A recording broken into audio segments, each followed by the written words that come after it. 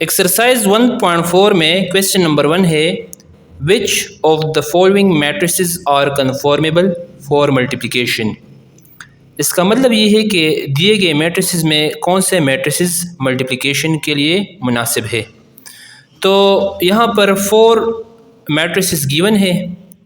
अब इसको हम चेक करते हैं कि इसमें से कौन से मैट्रिसेस एक दूसरे के साथ मल्टीप्लाई हो सकते हैं। तो सॉल्यूशन की तरफ चलते हैं।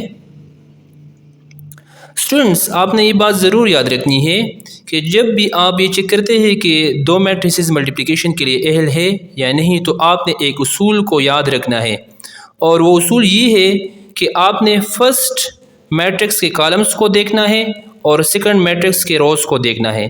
तो अगर फर्स्ट मैट्रिक्स के कॉलम्स और सेकंड मैट्रिक्स के रोज़ बराबर हो तो मतलब ये है कि दो मैट्रिसेस मल्टीप्लाई हो सकते हैं, अदरवाइज़ वो मल्टीप्लाई नहीं होंगे।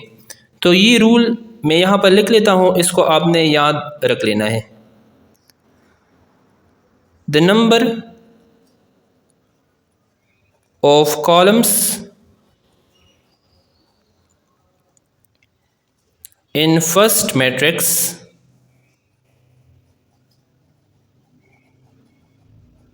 is equal to the number of rows in the second matrix।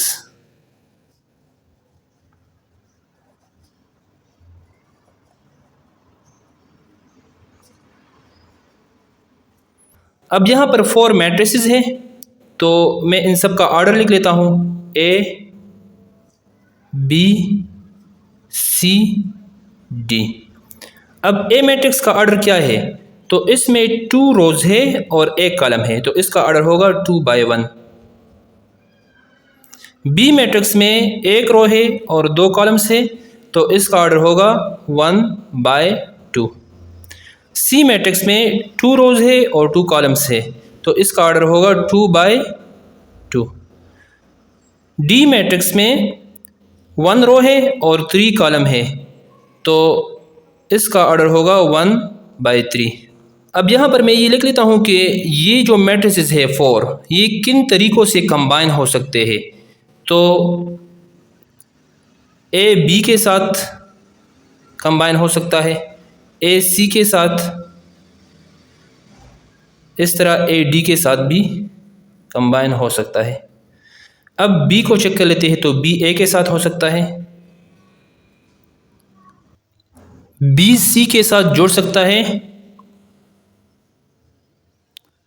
B D के साथ जुड़ सकता है। अब सी ए के साथ कंबाइन हो सकता है, सी बी के साथ और सी डी के साथ। अब डी ए के साथ, डी बी के साथ और डी सी के साथ। तो ये 12 तरीक़ों से ये 4 मैट्रिसेस एक दूसरे के साथ मल्टीप्लिकेशन के अहल हो सकते हैं। लेकिन अब हम ये चेक करते हैं कि वाकई क्या ए के साथ बी मल्टीप्लाई हो सकता है। तो इसके लिए मैंने ए का ऑर्डर लिखना है और बी का ऑर्डर, तो उससे हमें ये पता चल जाएगा कि ए के साथ बी मल्टीप्लाई हो सकता है या नहीं।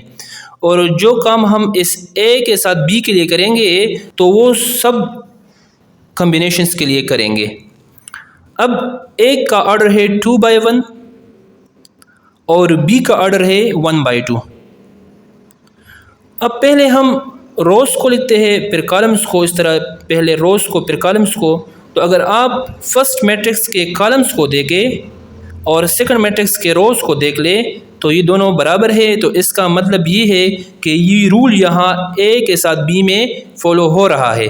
तो हम ये कह सकते हैं कि ए के साथ बी का मल्टीप्लिकेशन पॉसिबल है। अब ए का सी के साथ चेक करते हैं, तो ए का ऑर्डर है 2 by 1 और सी का ऑर्डर है 2 by 2।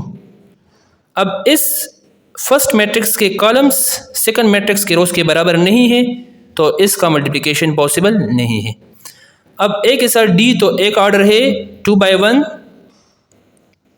और डी का ऑर्डर है 1 by 3। अब फर्स्ट मैट्रिक्स के कॉलम सेकंड मैट्रिक्स के रोज़ के बराबर है तो इसका मल्टीप्लिकेशन भी पॉसिबल है, यानी ए के साथ डी को आप मल्टीप्लाई कर सकते हैं। अब बी मैट्रिक्स का ऑर्डर है 1/2 और ए मैट्रिक्स का ऑर्डर है 2/1। तो यहाँ पर फर्स्ट मैट्रिक्स में कॉलम्स की तादाद और सेकंड मैट्रिक्स में रोज़ की तादाद इक्वल है, तो ये बी ए का मल्टीप्लिकेशन पॉसिबल है। अब बी सी, तो बी का ऑर्डर है 1/2 और सी का ऑर्डर है 2/2। तो फर्स्ट मैट्रिक्स में कॉलम्स की तादाद सेकंड मैट्रिक्स में रोज़ की तादाद की बराबर है, तो इसलिए इसका मल्टीप्लिकेशन भी पॉसिबल है। अब बी डी, तो बी का ऑर्डर है 1/2 और डी का ऑर्डर है 1/3। तो यहाँ पर कॉलम्स की तादाद रोज़ की तादाद के बराबर नहीं है, तो इसलिए इसका मल्टीप्लिकेशन पॉसिबल नहीं है। अब सी मैट्रिक्स का ऑर्डर है 2/2 और ए मैट्रिक्स का ऑर्डर है 2/1। तो फर्स्ट मैट्रिक्स के कॉलम सेकंड मैट्रिक्स के रोज़ के बराबर है, तो इसका मल्टीप्लिकेशन भी पॉसिबल है। अब सी बी, तो सी का ऑर्डर है 2/2 और बी का ऑर्डर है 1/2। तो यहाँ पर भी कॉलम्स की तादाद रोज़ की तादाद के बराबर नहीं है, तो ये मल्टीप्लिकेशन पॉसिबल नहीं है। अब सी डी, तो सी का ऑर्डर है 2/2, डी का ऑर्डर है 1/3। तो यहाँ पर कॉलम्स की तादाद रोज़ की तादाद के बराबर नहीं है, तो इसलिए इसका मल्टीप्लिकेशन भी पॉसिबल नहीं है। अब डी, तो डी का ऑर्डर है 1/3 और ए का ऑर्डर है 2/1। तो फर्स्ट मैट्रिक्स के कॉलम सेकंड मैट्रिक्स के रोज़ के बराबर नहीं है, तो इसका मल्टीप्लिकेशन भी पॉसिबल नहीं है। अब डी बी, तो डी मैट्रिक्स का ऑर्डर है 1/3 और बी मैट्रिक्स का ऑर्डर है 1/2।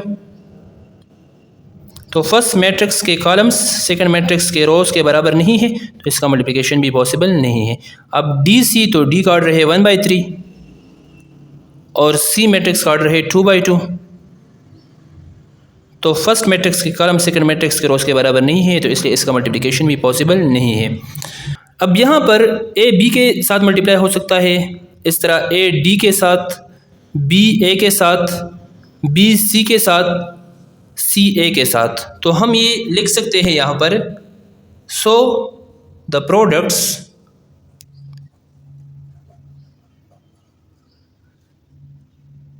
ए बी, ए डी, बी ए,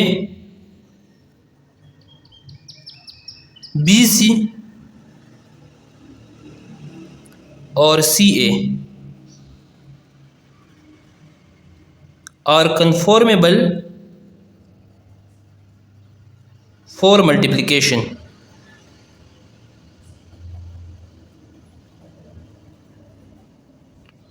मतलब ये जो प्रोडक्ट्स है A B, A D, B A, B C और सी ए, ये मुनासिब है मल्टीप्लिकेशन के लिए।